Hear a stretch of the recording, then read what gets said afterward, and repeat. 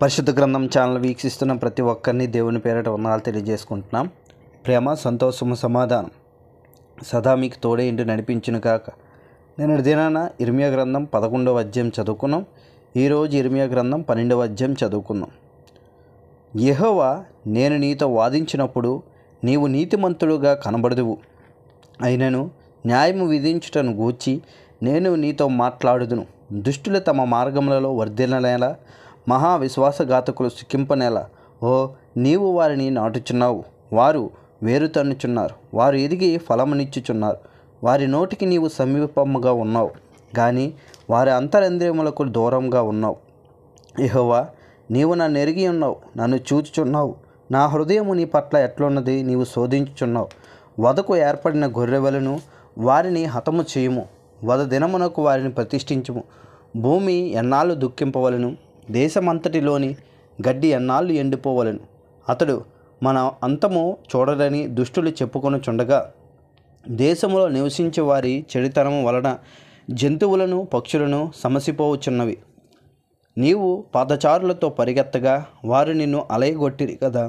నీవు రౌతులతో ఎలాగ పోరాడుదువు? నెమ్మది గల స్థలమున నీవు క్షేమముగా ఉన్నావు కదా. యొర్దాను ప్రవాహంగా వచ్చినప్పుడు నీవేమి చేయుదువు? నీ సహోదరుల సహితము నీ తండ్రి ఇంటివారి సహితము నీకు ద్రోహము చేయుచున్నారు. నీ వెంబడి గేలి చేయుదురు. వారు నీతో దయగా మాట్లాడుచున్నను నీవు వారిని నమ్మకూడదు.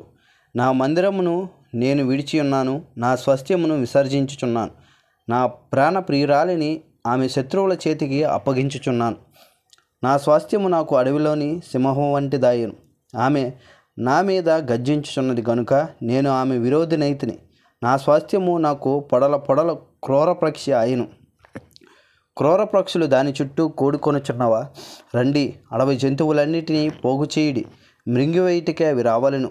కాపరులు అనేకులు నా ద్రాక్ష తోటలను చెరిపివేయుచున్నారు, నా సొత్తును త్రొక్కివేసి ఉన్నారు. నాకు ఇష్టమైన పొలమును పాడుగాను ఎడారిగాను చేసి ఉన్నారు.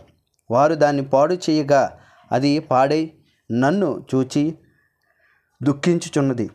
దాన్ని గూర్చి చింతించువాడు ఒకడును లేడు గనుక దేశమంతయు పాడాయను. పాడు చేయవారు అరణ్యమందలి చెట్లు లేని మెట్టెల మీదకి వచ్చుచున్నారు.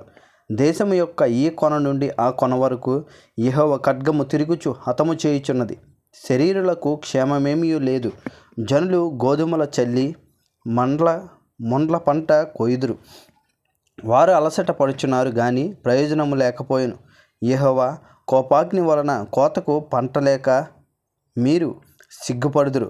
నేను నా జనులైన ఇశ్రాయేలీయులకు స్వాధీనపరిచిన స్వాస్థ్యము ఆక్రమించుకొను దుష్టులకు నా పొరుగు వారిని గూర్చి యెహోవా ఇలాగ సెలవిచ్చుచున్నాడు. నేను వారి దేశములో నుండి వారిని పెళ్లగింతును, మరియు వారి మధ్య నుండి యూదా వారిని పెళ్లగింతును. వారిని పెళ్లగించిన తరువాత నేను మరలా వారిని ఎడల జాలిపడదును. ఒక్కొక్కనికి తన స్వాస్థ్యమునకు, ఒక్కొక్కనికి తన దేశమునకును వారిని రప్పింతును.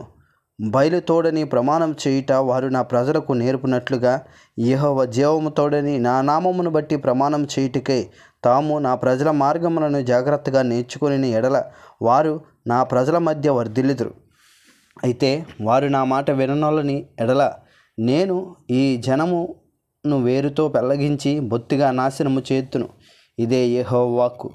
ఇంతటితో ఇర్మియా గ్రంథం 12వ అధ్యాయం పూర్తయింది. రేపటి దినాన్ని ఇర్మియా గ్రంథం 13వ అధ్యాయం చదువుకుందాం. ప్రేమ, సంతోషము, సమాధానం సదా మీకు తోడేండు నడిపించునుగాక. ఆమెన్.